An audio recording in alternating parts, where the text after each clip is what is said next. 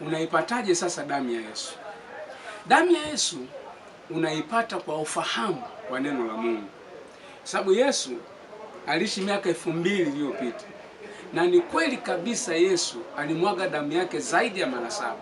Lakini ni nani ambaye alichukua damu ya Yesu akaitunza? Haiwezekani. Na hata kama angeitunza isingefika mpaka sasa. Unaona? Sasa hivi tunaipataje damu ya Yesu? Tunaipata kwa hekima ya Mungu katika siri, hiyo damu ya Yesu. Tunaipataje sasa? Kwenye kitabu Wakorintho wa kwanza 2:6 mpaka 10. Anasema, walakini ipo hekima tusemayo kati ya wakamilifu, ila si hekima ya dunia hii. Hekima ya Mungu si hekima ya dunia hii. Asa wala ya hao wanaoitawala dunia hii wanaobatilika, bali twanena hekima ya Mungu katika siri, ile hekima iliyofichwa ambayo Mungu aliiazimu tangu milele kwa utukufu wetu. Kwa hiyo kuna hekima ambayo Mungu aliiazimia tangu milele yote kwa utukufu wetu, ambayo wenye kuitawala dunia hii hawaijui hata mmoja. Maana kama wangaliijua wasingalisulubisha Bwana wa utukufu.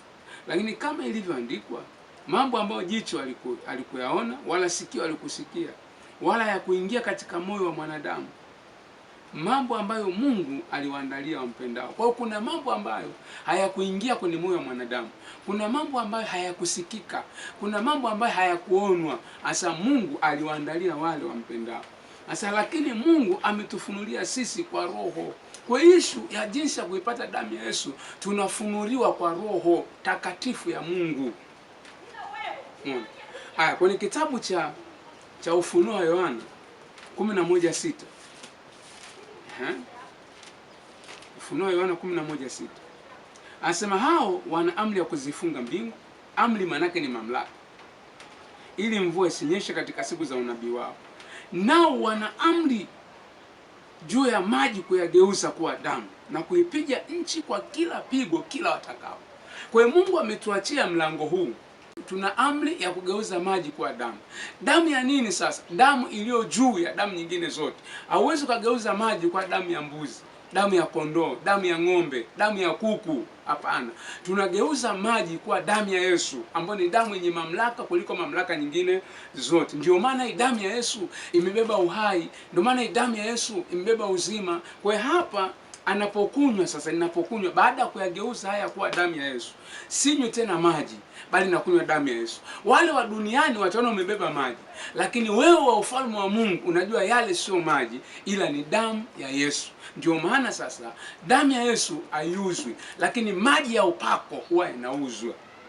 Na hicho ndicho kitu ambacho kinaita shida sana, kwa sababu baadhi ya watumishi tayari wameshaona kwamba hii sasa ni fursa. Anaombea haya, anageuza kwa maji ya upako. Haya, chupa kama hii anakuuzia shilingi 10,000, shilingi 5,000, chupa 500. Unaona, kwa sababu ameona kama ni fursa. Sasa yale ni maji ya upako. Damu ya Yesu haiuzwi. Kwenye kitabu cha Mathayo 18, Yesu aliambia wanafunzi wake, nimewapa bure, toeni bure. Kwa hiyo damu ya Yesu ni bure, maji ya upako yanauzwa. Kwa hiyo kuna uhalali wa kutumia damu ya Yesu, kwa sababu pasipo damu ya Yesu hakuna kitu kitaendelea. Pasipo damu ya Yesu hakuna utakaso. Sasa hivi madhabahu tunaitakasa kwa hii damu ya Yesu.